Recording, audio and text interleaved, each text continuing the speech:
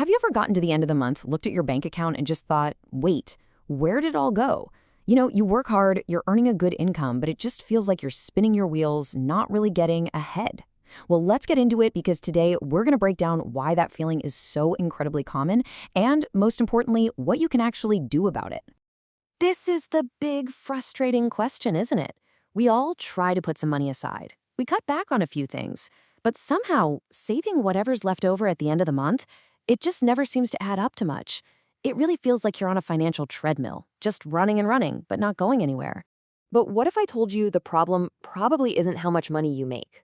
Seriously, what if, for most of us, the real issue is our spending structure? Think about it like this.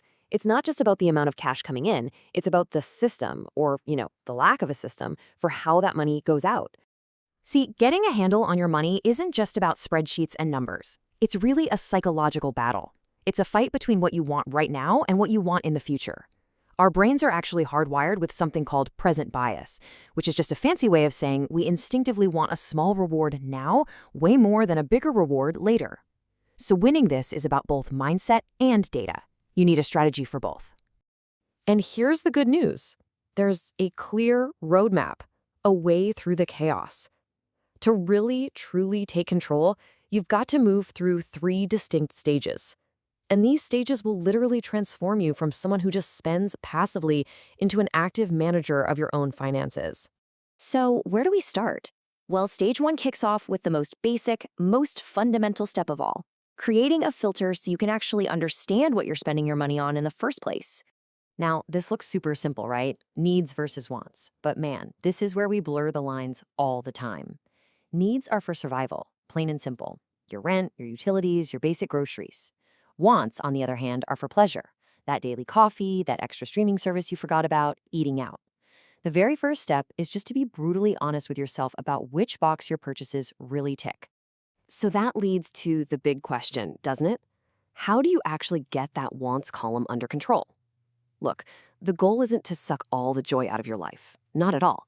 It's about gaining control over those impulsive, in-the-moment decisions that just bleed your bank account dry. So here's a simple but seriously powerful mind trick to help you manage those wants. It's called the 24-hour rule. The next time you feel that urge to buy something that's a want, don't tell yourself no. Just tell yourself, not right now. By forcing yourself to wait just 24 hours, you're giving the logical part of your brain time to catch up with that initial emotional impulse. And you will be amazed at how often that intense, I need this now feeling just fades away. This one little trick can filter out more than half of your impulse buys. It's huge. Okay, once you've got that filter in place, it's time for stage 2. It's time to become a financial detective.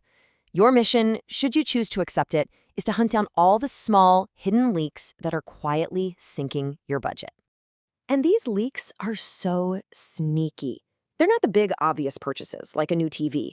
No, the real damage comes from those small, repetitive habits, the things you do every single day without even thinking about them.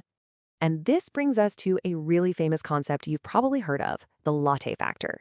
It's the idea that a seemingly harmless daily expense, like a latte or a bubble tea or a snack from the vending machine, it doesn't feel like a big deal in the moment, but when you add it all up over a month or a year, it accumulates into a genuinely shocking amount of money. Generally, you're looking for 3 main culprits here. First, there's that habitual spending we just talked about.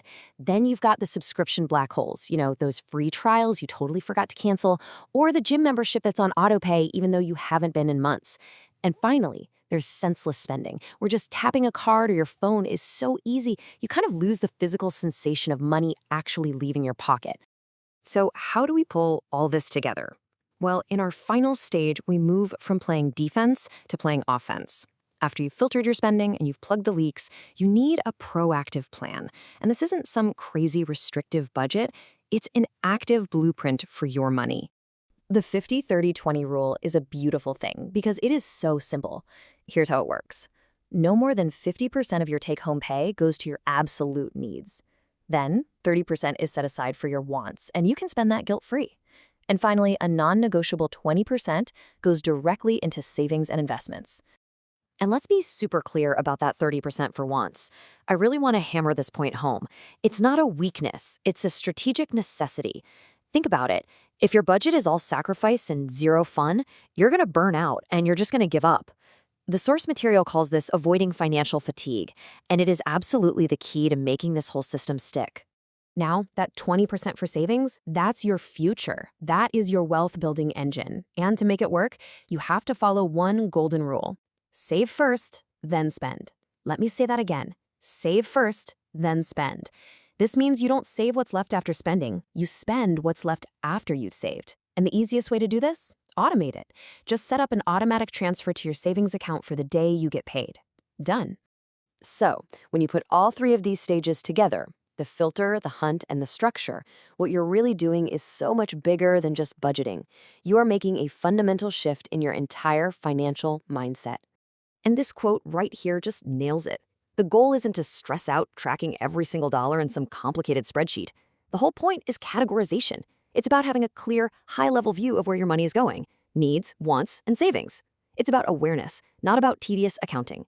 By adopting this structure, you stop being a passive person who's just hoping there's a little money left at the end of the month. You become an active manager. You are intentionally directing your resources to build the future that you actually want. You're taking the driver's seat. So the only question left is the one for you. Are you ready to start actively managing your future? Because that's the shift. It's a powerful move from letting your finances happen to you to making them happen for you. And the control? It's all yours. What are you going to do with it?